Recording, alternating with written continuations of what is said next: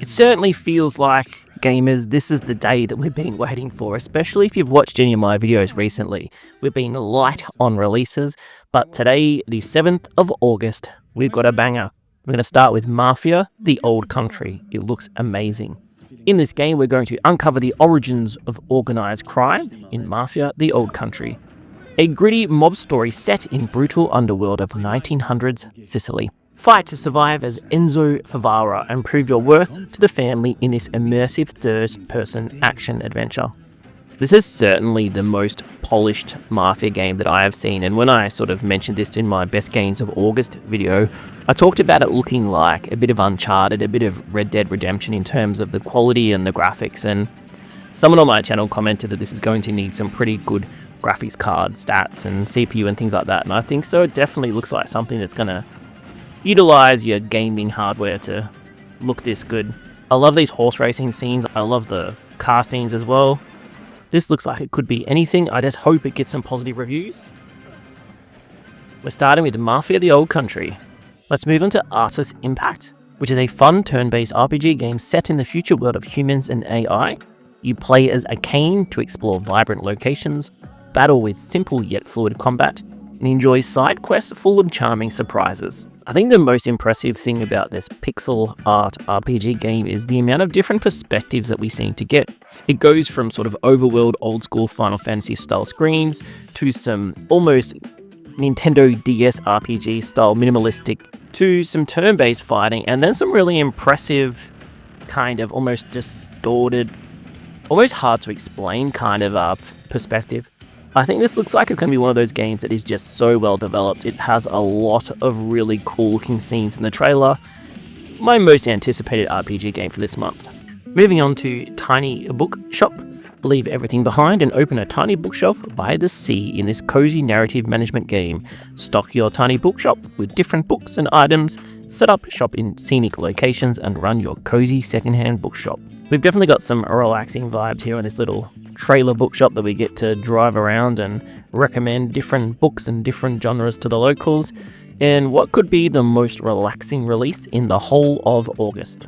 You get a bit of customization in terms of how your little movable bookshop is going to be, and get to learn about the locals in a really nice and vibrant looking town. Guntouchables, maybe the quirkiest looking game today, is an online co-op doomsday roguelike for 1 to 4 players. You play as a gun-toting group of preppers trying to reclaim the world from an ever-evolving horde of mutants, constantly working to develop new unique ways to kill you. Guntouchables is one of those games that leans on the sort of more comedic, humorous side in the roguelike genre, but I think once you actually look at some of the different animations and different gameplay mechanics that they've put into place here, it's more than just kind of a parody, which we'll see another game later that's sort of almost in a similar vibe. Co-op roguelike action games like this are always a lot of fun. Looks like there's a lot of different items and little missions that you have to do as you're working your way through, and lots of enemies to work on. I'm not sure why you're collecting toilet paper. I guess that's part of the process. Out and About, a cozy foraging adventure about a magic of real-life plants. Identify and gather wild plants and fungi, cook tasty recipes, master herbal remedies, and rebuild your community after a devastating storm. This is a wholesome game. It's so wholesome they even put the word wholesome in their Steam capsule art kind of thing. It was like we're going to be looking through some areas, finding lots of different herbs and plants, and then going home and maybe doing a bit of research or a little bit of combining to make some ointments and whatnot. You get to sell the different things that you make and meet all the people around this town in what's a very cute looking game. That's Out and About. There's honestly so many different cute games today, and the next one is Make Room. In this game, you build rooms, gardens, and camper vans with 1,000 plus objects and the ability to create your own custom furniture. It's giving me tiny bookshop vibes with some of these pictures. So Make Room is another minimalistic, kind of vibrant yet cozy game in which you're not pressured to too much. Just try and see if you can create some really lovely looking items, and you even have the chance, like we see here, to create your own custom furniture, which is kind of cool. I guess if you're someone that wants to be in interior design, this might be your dream, or maybe if you work on that all the time, this is annoying, I don't know, but it just certainly looks relaxing. It looks very pretty.